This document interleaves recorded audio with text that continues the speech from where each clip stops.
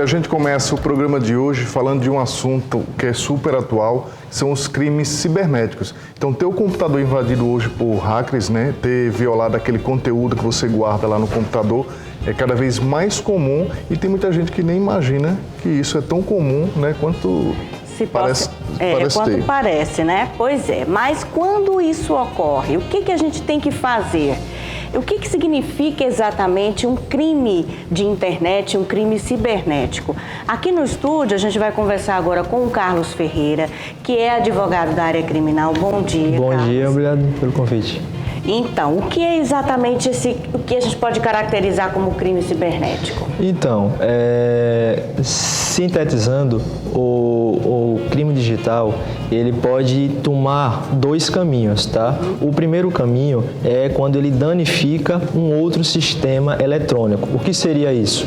Um computador, um smartphone, uma Smart TV, que são dispositivos eletrônicos inteligentes, tá? Que possuem informações que podem interessar esse criminoso, alguma informação que ele possa danificar, alterar ou remover, tá? E por outro lado, tem a questão dos crimes contra as pessoas, tá?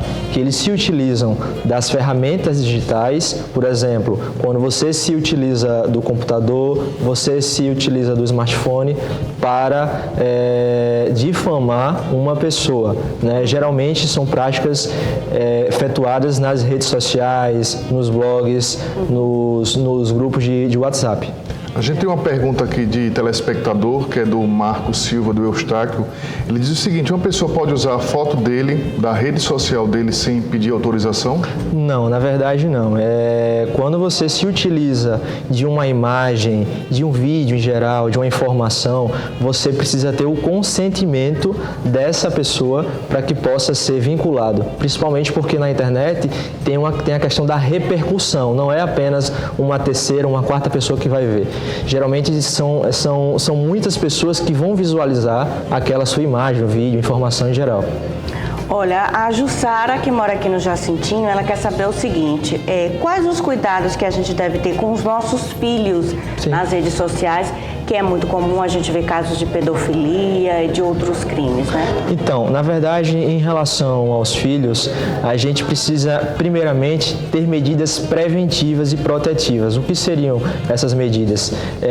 A consciência de como utilizar as suas informações no meio digital, tá? Crianças, por exemplo, crianças que têm até os 12 anos, a gente precisa ter um pouco mais de cautela, tá? Aquilo em que elas acessam na internet, principalmente porque tem uma repercussão, né? E inclusive tem a questão de pedofilia, que a gente precisa ter esse cuidado, porque a gente nunca sabe quem está do outro lado da tela. A gente sabe que com a rede social hoje a gente costuma fazer o check-in, né? Onde está nesse momento, você está aqui no Canal 5 dando entrevista, vou almoçar, vou fazer isso. Então, um exemplo é o que aconteceu com a Ana Hickman, né? Nesse fim de semana. Então, ela postou que estava indo para um evento em Belo Horizonte e aí o fã foi lá descobrir o hotel. Então, quais são os cuidados? O que a gente deve e não deve colocar hoje em uma rede social?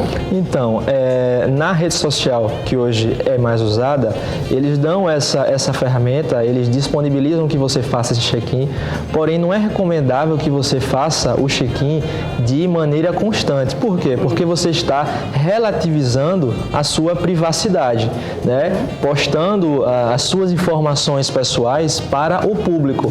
Ou seja, mesmo que essas informações pessoais elas se tornem públicas, não necessariamente elas possuam interesse público, que são coisas diferentes.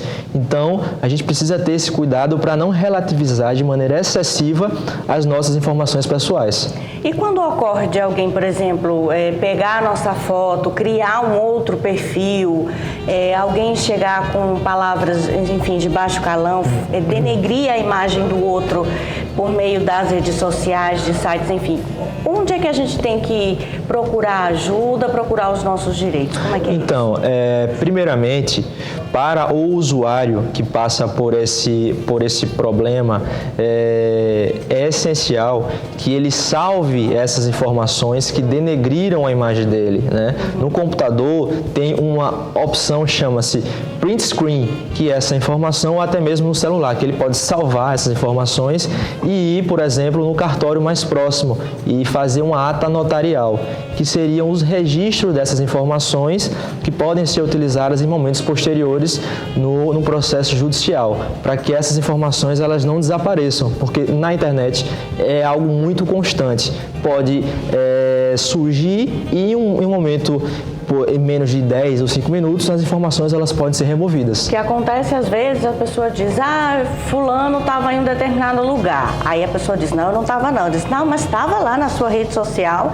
De repente aquilo ali foi algo que aconteceu muito tempo atrás e que fica usando aquilo como prova para denegrir justamente a imagem da pessoa, né? Exatamente, porque o que acontece? A internet, ela é um ambiente globalizado, né? Então, ela tem essa vantagem dos meios de comunicação, eles alcançam outras pessoas de outros países, e isso é vantajoso. A questão é a maneira como você expõe e atinge, né, e danifica a imagem e a honra de terceiros.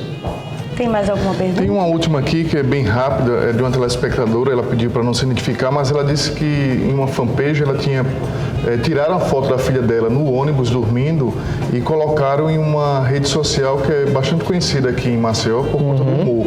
E terminou denegrindo a imagem da filha no ônibus, já que ela estava dormindo, colocaram alguma frase engraçada. Qual seria o procedimento em casos como esse? Então, é o procedimento que eu tinha dito anteriormente. Você salva essas informações, você vai no cartório mais próximo, você formula uma ata notarial e, em posterior, você procura a delegacia mais próxima, tá? Para iniciar a abertura do inquérito policial.